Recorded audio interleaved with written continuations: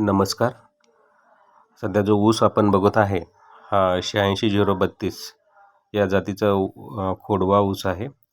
या ऊसाची लागवड गेल्या वर्षी 20 जून 2025 साली करण्यात आली होती व सदर ऊसाची तोडणी ही 10 मे 2026 रोजी करण्यात आली. म्हणजे साधारणतः 11 महिन्यामध्ये सदर ऊसाची तोडणी झालेली होती आणि एकरी 80 टन एवढे त्याच्यामधून ऊसाचे उत्पन्न मिळालेले आहे.